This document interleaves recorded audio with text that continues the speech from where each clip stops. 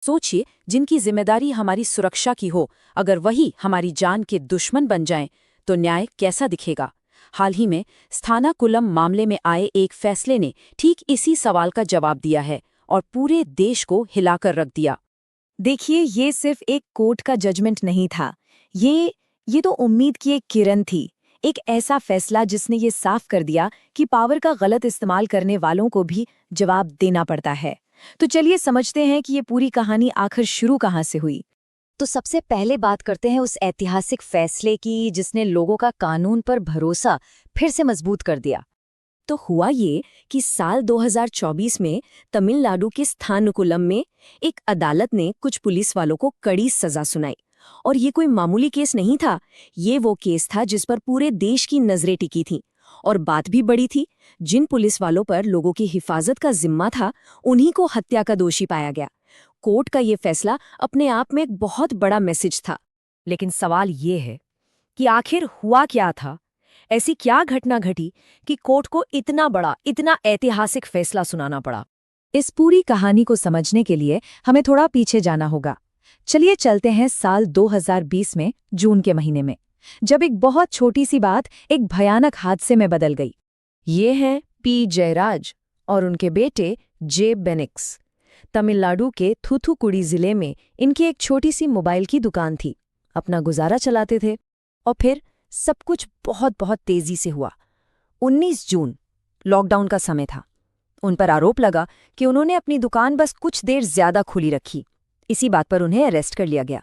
लेकिन अगले 48 घंटों में पुलिस कस्टडी के अंदर जो हुआ वो किसी बुरे सपने जैसा था। उन पर बेइंतहा जुल्म हुआ और नतीजा, महज 4 दिन के अंदर 23 जून आते आते पिता और बेटे दोनों की जान चली गई। इसी को कहते हैं कस्टोडियल वायलेंस, मतलब हिरासत में हिंसा।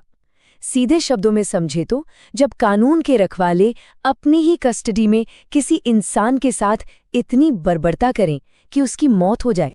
अब जैसे ये खबर बाहर आई, पूरे देश में गुस्से की एक लहर दौड़ गई। सड़कों पर लोग उतर आए, हाथों में मोमबत्तियां और दिलों में गुस्सा लिए। सोशल मीडिया पर #Justice for Jayaraj and Bennix trend करने लगा। ये आवाज़ इतनी बुलंद हुई कि देश के कोने कोने तक पहुंच गई।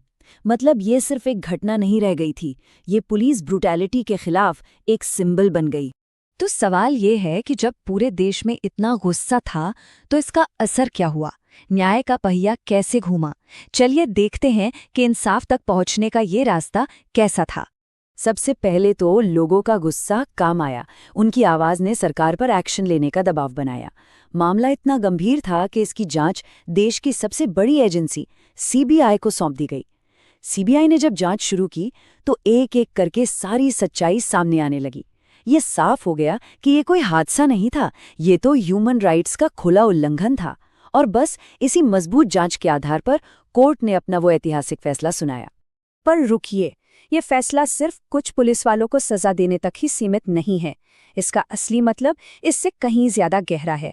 तो आखिर इस फैसले का महत्व क्या है और हमारे भविष्य के लिए इसके क्या मायने हैं? इस फैसले ने एक बात बिल्कुल साफ कर दी, वर्दी कानून से बड़ी नहीं होती। मैसेज एकदम क्लियर था कि जब कानून के रखवाले ही कानून तोड़ेंगे तो कानून उनके साथ भी उतनी ही सख्ती से पेश आएगा। तो आखिर ये फैसला इतना जरूरी क्यों है? देखिए, कई वजह हैं। पहली बात तो ये कि इससे पीड़ित परिवार को इंसाफ मिला, उनके जख्मों पर कुछ तो मरहम लगा। दूसरा, इससे हमारे जुडिशियल सिस्टम पर भरोसा बढ़ता है। ये फैसला पुलिस फोर्स के लिए भी एक बड़ी चेतावनी है कि अब जवाबदेही से नहीं बच सकते। और सबसे अहम बात, ये हमें याद दिलाता है कि हमारे सिस्टम में सुधार की कितनी ज्यादा जरूरत है ताकि ऐसा दोबारा कभी ना हो। असल में ये केस सिर्फ एक क्राइम और उसकी सजा के बारे में नहीं है। ये हमारे पुलिस सिस्टम के अंदर की गहरी प्रॉब्लम्स को सामने लाता है। ये बताता है कि हमें पुलिसिंग में पारदर्शिता यानी ट्रांसपेरेंसी, जवाबदेही यानी अकाउंटेबिलिटी और सेंसिटिविटी लाने की कितनी सख्त जरूरत है। तो स्थानाकुलम केस का फैसला बेशक न्याय की एक बहुत बड़ी जीत है, लेकिन एक सवाल अब भी बाकी है। क्या ये सिर्फ एक अकेला केस बनकर रह जाएगा या फिर ये भारत में पुलिस रिफॉर्म्स के एक नए चैप्टर की शुरुआत करेगा? खैर, इसका जवाब तो आने वाला वक्त ही देगा।